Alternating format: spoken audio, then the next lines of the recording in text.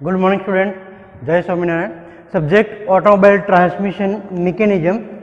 In this subject, last time we are discussing about the unit for propeller shaft.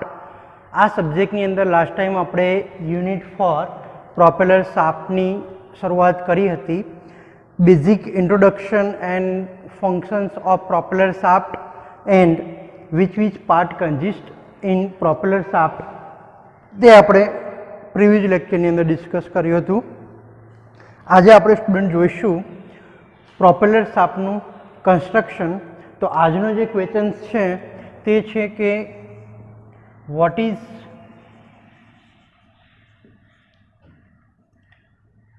function of propeller shaft and its construction.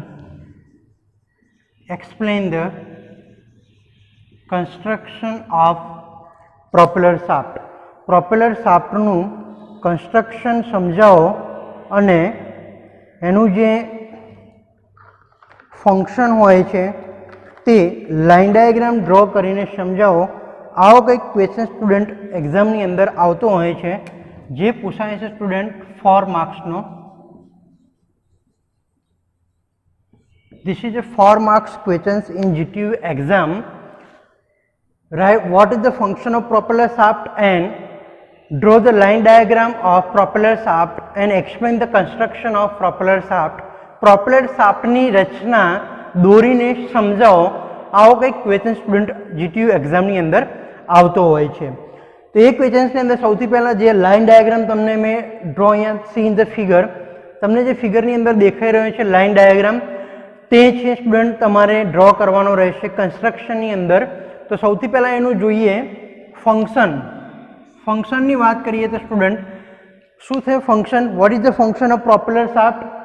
તો એની આપણે discussion કરીએ તો propeller શાફ્ટનું કાર્ય આપણે બી ગઈકાલે બી જોયું હતું કે it is the function of propeller shaft to mainly the transfer the power and torque from the gear box to differential. Okay, differential એટલે કે ગિયર બોક્સમાંથી પાવર અને ટોર્ક જે પ્રોડ્યુસ થાય છે તે ડિફરન્શિયલ સુધી પહોંચાડવાનું કાર્ય કરે છે પ્રોપેલર શાફ્ટ. આ એનું એક મેઇન પર્પઝ છે. સેકન્ડ પર્પઝ આપણે જોયું હતું કે without loss and without vibration and noise to transfer from the gear box to differential. કોઈ પણ પ્રકારનું વાઇબ્રેશન કે કોઈ પણ પ્રકારનો વધારાનો અવાજ કે કોઈ પણ ટાઈપનું પાવરનો લોસ થયા વગર ગિયર બોક્સમાંથી જે પાવર અને ટોર્ક પ્રોડ્યુસ થાય છે તે સીધો જ ડાયરેક્ટ ગિયર બોક્સથી લઈને ડિફરન્શિયલ સુધી પહોંચાડવાનું કામ કરે છે પ્રોપેલર શાફ્ટ. તો આ એનું મેઇન ફંક્શન છે. બીજું આપણે એ બી ડિસ્કસ કર્યું હતું કે how to made and which material is made. તો propeller shaft generally hollow circular પાઇપમાંથી બનાવેલો હોય છે એન્ડ એનું જે મટીરિયલ હોય છે તે steel tube type material use થાય છે. It is made by the steel tube type material and hollow circular pipe type propeller shaft are widely used in automobile vehicle. Now let's see the discussion of the construction. Construction ની હવે student વાત કરીએ તો અહીંયા તમને જે ફિગરની અંદર દેખાઈ રહ્યું છે તે સૌથી પહેલાં જે આ શાફ્ટ જે અહીંયાથી આવે છે આ શાફ્ટ જે કનેક્ટેડ હશે એટલે કે કોની સાથે કનેક્ટેડ હશે? ગિયર બોક્સ સાથે. ગિયર બોક્સનો કયો શાફ્ટ હશે student? Output shaft of gear box. એટલે કે પ્રોપેલર શાફ્ટનો કયો બનશે? Input shaft of propeller shaft. તો આ જે ગિયર બોક્સમાંથી શાફ્ટ આવે છે એની સાથે જે લગાવેલ હોય છે જોઈન્ટ તેને આપણે કહીશું આને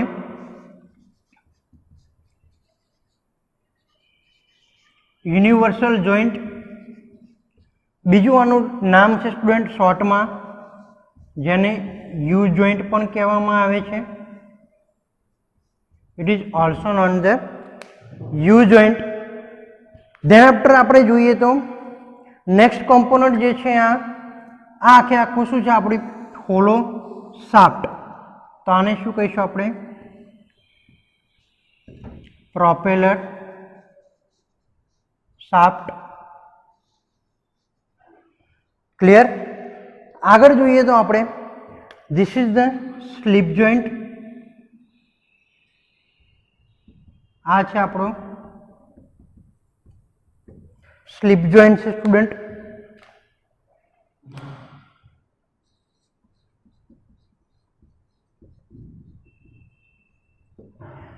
સ્લીપ જોઈન્ટ ડાયરેક્ટ કનેક્ટેડ હોય છે.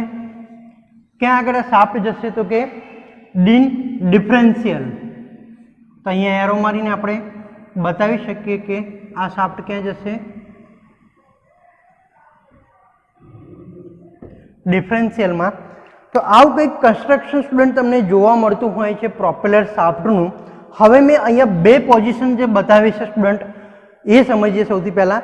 એ પહેલાં તમારે લિસ્ટ આઉટ કરી દેવાનું, પાર્ટ્સનું લિસ્ટ જે બનાવવાનું છે. તો અહીંયા list of propeller shaft parts, construction line diagram draw કરીને તમારે પાર્ટ્સનું અહીંયા લિસ્ટ બનાવી દેવાનું રહેશે. પાર્ટ્સનું લિસ્ટ તમારે જે 1 બાય 1 ગિયર બોક્સના આઉટપુટ શાફ્ટથી લઈને ત્યારબાદ આવશે યુનિવર્સલ જોઈન્ટ, વચ્ચે આપશે આપણો hollow tube circular type shaft એટલે કે પ્રોપેલર શાફ્ટ. ધેન આફ્ટર આવશે સ્લીપ જોઈન્ટ, એન્ડ સ્લીપ જોઈન્ટનો જે એન્ડ હોય છે તે ડિફરન્શિયલમાં જતો હોય છે અને ડિફરન્શિયલનો ઇનપુટ શાફ્ટ બનશે અહીંયા પ્રોપેલર શાફ્ટનો બીજો છેડો. Clear student? તો આવી રીતે તમારે લિસ્ટ આઉટ કરી લેવાનું રહેશે પાર્ટ્સ ઓફ પ્રોપેલર શાફ્ટ. હવે નેક્સ્ટ વાત કરીએ કે એના કન્સ્ટ્રક્શનની અંદર દરેક પાર્ટ્સનું ફંક્શનની અંદર તમે શું લખશો. તો સૌથી પહેલાં આપણે પ્રોપેલર શાફ્ટનું જોઈએ. તો પ્રોપેલર શાફ્ટનું ફંક્શન તો મેં તમને કીધું એ પ્રમાણે કે during the road condition vehicle જે રનિંગ થતું હોય છે તે ટોર્શનલ લોડ જે પ્રોડ્યુસ થતો હોય છે તે ટોર્શનલ લોડ, ટોર્ક અને પાવર રોટેશન મોશનમાં વર્લિંગ થઈને ગિયર બોક્સથી ડિફરન્શિયલ સુધી પહોંચાડવાનું ફંક્શન છે પ્રોપેલર શાફ્ટનું. નેક્સ્ટ હવે જોઈએ યુનિવર્સલ જોઈન્ટનું ફંક્શન. તો યુનિવર્સલ જોઈન્ટનું ફંક્શન છે સ્ટુડન્ટ અહીંયા કે આ જે યુનિવર્સલ જોઈન્ટ એટલે કે યુ જોઈન્ટ તમને દેખાઈ રહ્યો છે તેનું કાર્ય હોય છે જે ખાડા ટેકરાવાળા રોડ ઉપર અથવા તો જ્યારે બમ્પ આવે ત્યારે જે લેન્થનિંગ પ્રોવાઈડ કરવાનું હોય છે, અથવા તો ખાડા ટેકરાની અંદર જે ફ્રન્ટ વ્હીલ ડ્રાઈવ અને રિયર વ્હીલ ડ્રાઈવ, આગળનું વ્હીલ અને પાછળના વ્હીલ વચ્ચેની જે હાઇટ મેન્ટેન કરવાની હોય છે, એટલે કે જ્યારે ઉપર નીચે થતું હોય છે ફ્રન્ટ અને રિયર વ્હીલ ડ્રાઈવ, તેને મેન્ટેન રાખવાનું કામ કરે છે યુનિવર્સલ જોઈન્ટ. મેં તમને બતાવ્યો તો લાસ્ટ ટાઈમ 3D ફિગરની અંદર કે યુનિવર્સલ જોઈન્ટ કેવું હોય છે. આજે બી તમે અહીંયા જોઈ શકો છો 3D ફિગરની અંદર મેં પ્રોપેલર શાફ્ટ અહીંયા તમને જે દેખાઈ રહ્યો છે એની સાથે યુનિવર્સલ જોઈન્ટ બી લગાવેલો છે, વચ્ચે હોલો શાફ્ટ છે, એના બીજા એન્ડ ઉપર તમે જોઈ શકો છો કે સ્લીપ જોઈન્ટ લગાવેલો છે અને સ્લીપ જોઈન્ટનો જે એન્ડ ઉપર છે એની સાથે બીજો જે શાફ્ટ નીકળે છે તે જશે ડિફરન્શિયલમાં અને ડિફરન્શિયલ સાથે એવી રીતના કનેક્ટેડ કરેલો હોય છે. તો આ 3D ફિગરમાં બી તમે જોઈ શકો છો કે પ્રોપેલર શાફ્ટનું કન્સ્ટ્રક્શન કેવું હોય છે તે. અહીંયા લાઇન ડાયાગ્રામમાં મેં તમને સમજાવ્યું તે મુજબ આપણે જોઈએ. તો હવે કન્સ્ટ્રક્શનની અંદર તમારે વર્કિંગમાં શું લખવાનું છે. કન્સ્ટ્રક્શનમાં તો આઈડિયા આવી ગયો સ્ટુડન્ટ. હવે નેક્સ્ટ જોઈએ આપણે એનું વર્કિંગ.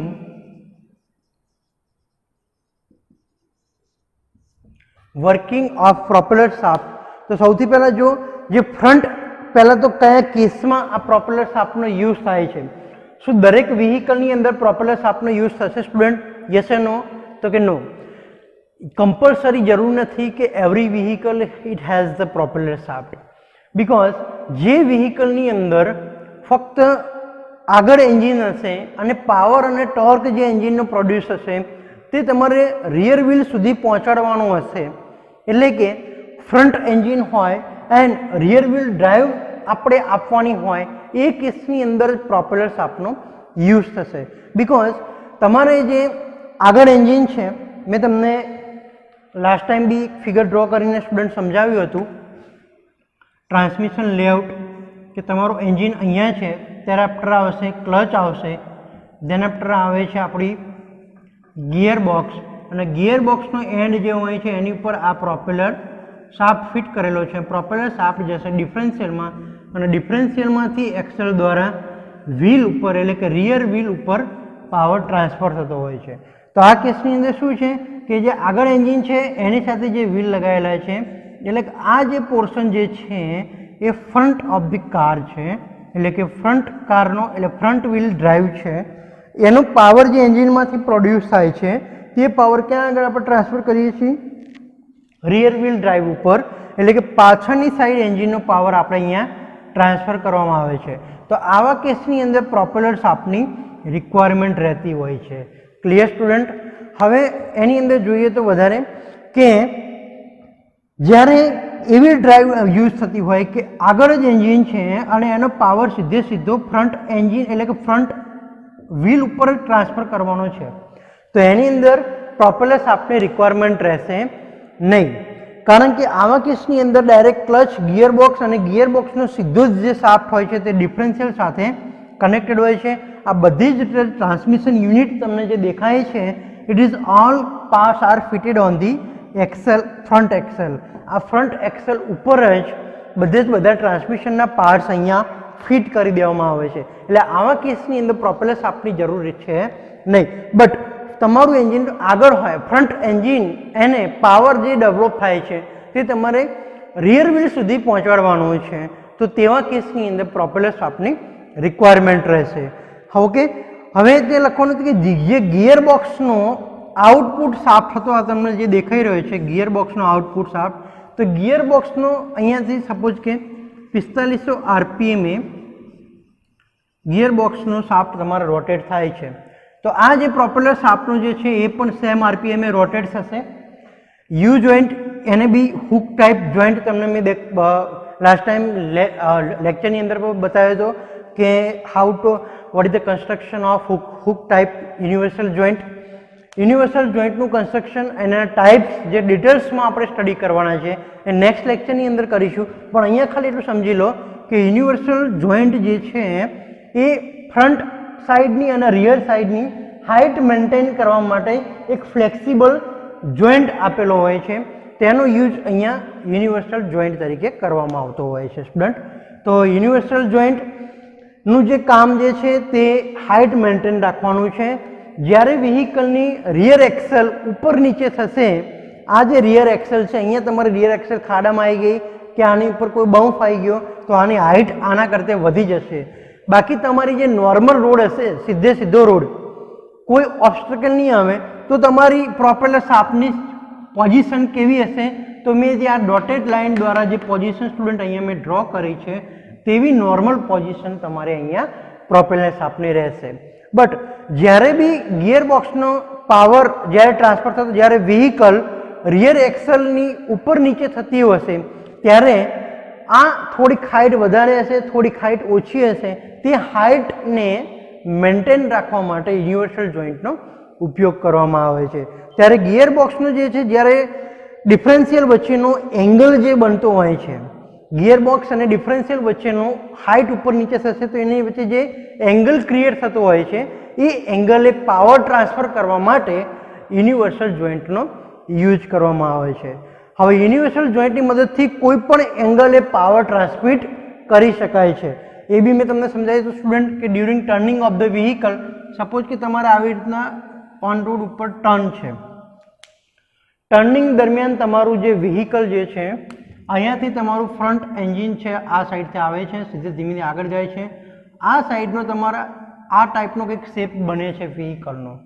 હવે ફ્રન્ટ આ છે તમારું ફ્રન્ટ વ્હીલ ડ્રાઈવ, આ તમારું ફ્રન્ટ કાર ડ્રાઈવ છે, આ છે તમારું rear side portion of car. તો તમારે અહીંયા જે એંગલ જનરેટ થાય છે, આ એન્જિનમાંથી પાવર અહીંયા પાછળ જતો હશે તો આ જે ત્યારે ટર્નિંગ થતું હોય છે ત્યારે પાવર લોસ ન થાય, વિધાઉટ લોસ એન્ડ વાઇબ્રેશન જે પાવર ટ્રાન્સફર કરવા માટે જે યુનિટ વપરાય છે તે છે યુનિવર્સલ જોઈન્ટ. જે અહીંયા જોઈન્ટ આપેલો હોય છે તે એંગલ ચેન્જ કરે છે અને એંગલને કોઈ પણ ખૂણે પાવર ટ્રાન્સફર કરતું હોય છે. તો સ્ટુડન્ટ આ વાત કરી વર્કિંગ ઓફ પ્રોપેલર શાફ્ટની. નેક્સ્ટ કોમ્પોનન્ટ જોઈએ તો આની અંદર સ્લીપ જોઈન્ટ.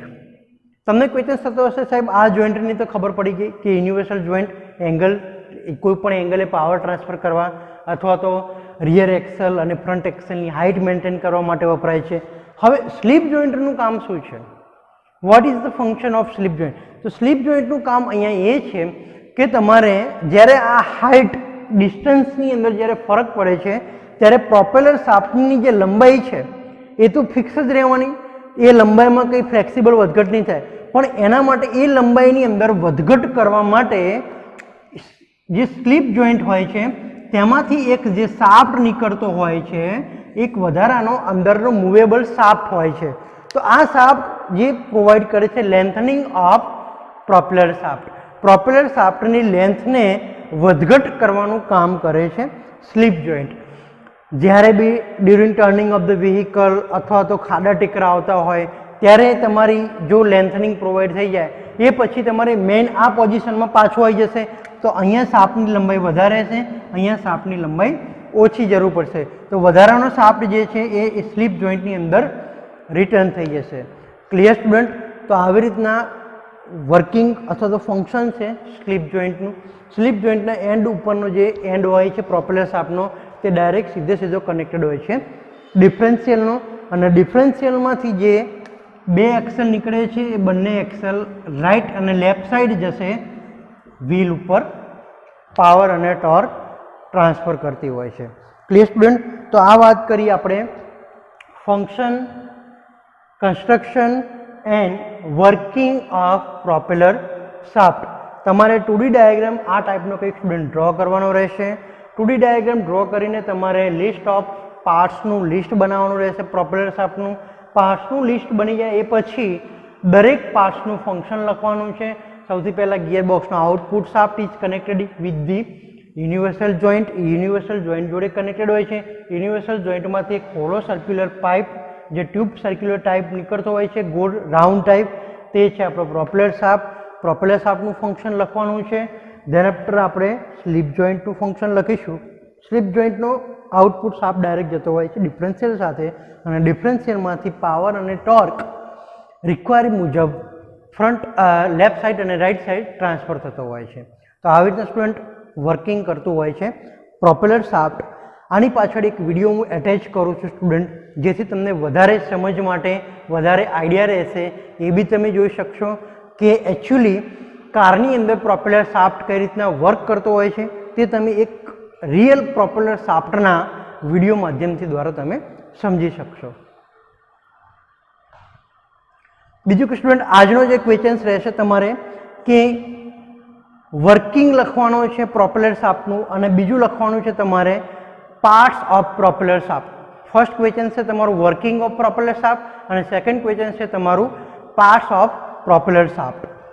નેક્સ્ટ હવે આપણે વિડીયો જોઈએ કે actually how to work the propeller shaft in vehicle. વ્હીકલમાં કઈ રીતના ફિટ કરેલો હોય છે અને તે કઈ રીતના રોટેટ થતો હોય છે, અને પાવર અને ટોર્ક ગિયરબોક્સમાંથી લઈને ડિફરન્શિયલ સુધી કઈ રીતના ટ્રાન્સફર થતો હોય છે તે જોઈએ.